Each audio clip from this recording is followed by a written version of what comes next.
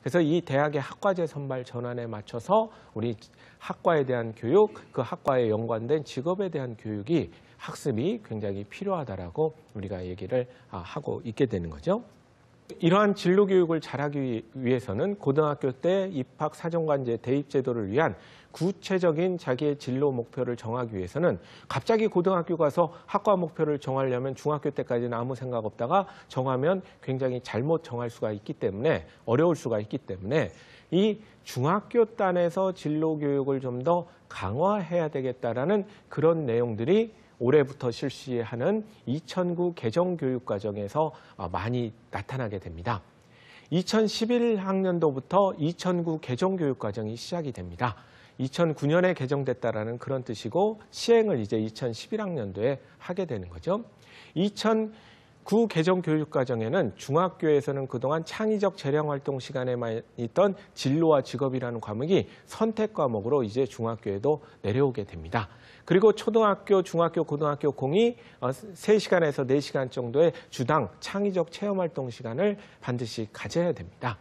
그런 시간을 통해서 자꾸 초등학교 때부터 다양한 경험을 하고 중학교에는 큰 계열 정도를 선택을 하고 고등학교 1학년 때는 학과 선택을 해서 나머지 2, 3학년 동안 그 학과에 대한 애정을 교과적으로 비교과적으로 표한 다음에 대학 가서 딴 데 신경 쓰지 말고 자기가 선택한 전공을 4년간 열심히 해보라라고 얘기하는 것이 현재 대한민국의 교육의 변화된 모습이다라고 보시면 되겠습니다. 그게 2009 개정교육과정에는 굉장히 많이 들어있다라고 볼 수가 있게 되는 거죠. 또 하나 우리 진로교육이 또 필요해지고 있는 것이 최근 발표된 2014년 수능 개편안에도 가만 보시면 많이 들어가 있습니다. 2014년 수능 개편안을 보게 되면 일단 학생과 학부모의 학습 경감 효과를 위해서 제도 변화를 했다라고 우리가 많은 얘기들을 하고 있고 실제로 그런 모습들을 많이 보이게 되는 거죠. 대표적인 변화 중에 하나가 국어, 영어, 수학을 각각 A형, B형, 어려운 형, 쉬운 형으로 나누는 그런 모습들을 보이게 되는 거죠.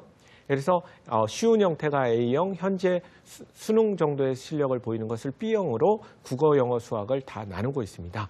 또 선택 과목은 최대 2과목까지만 사탐과 과탐에서 선택을 탐구 영역에서 하도록 이 새 수능 개편안은 얘기를 하고 있는 거죠. 그러면 이것이 무슨 또 진로교육과 무슨 상관이 있느냐라고 생각을 하시는데 조금 더 깊이 보시면 그 이유를 아실 수가 있을 겁니다.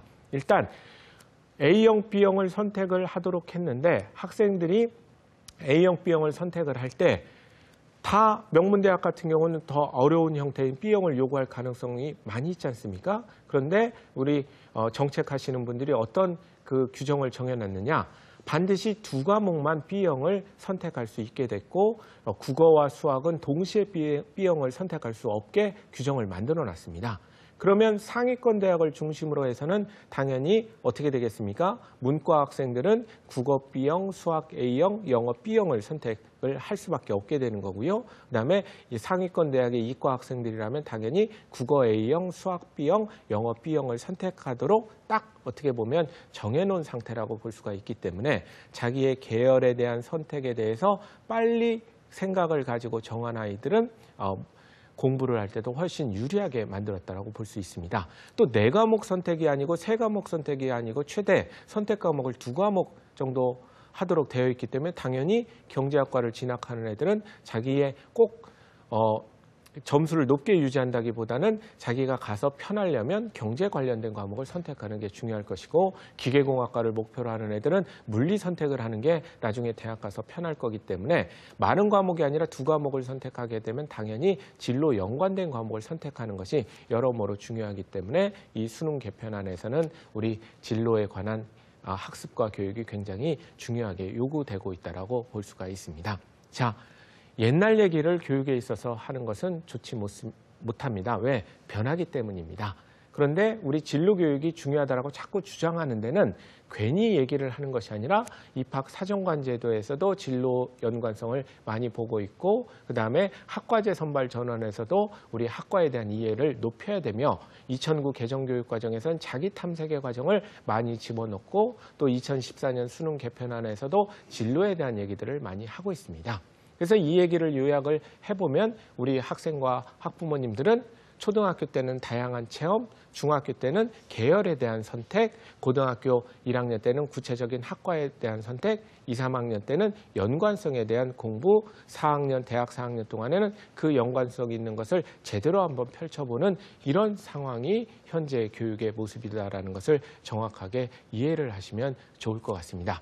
진로교육, 입시를 위해서 진로교육을 한다는 생각보다는 원래 진로가 중요한데 요즘은 진로교육을 잘하면 입시에도 도움이 된다더라 이렇게 생각하는 우리 학생과 학부모님이 되셨으면 좋겠습니다. 이상으로 요즘의 진로교육과 교육과의 교육제도와의 연관성에 대해서 알아봤습니다. 감사합니다.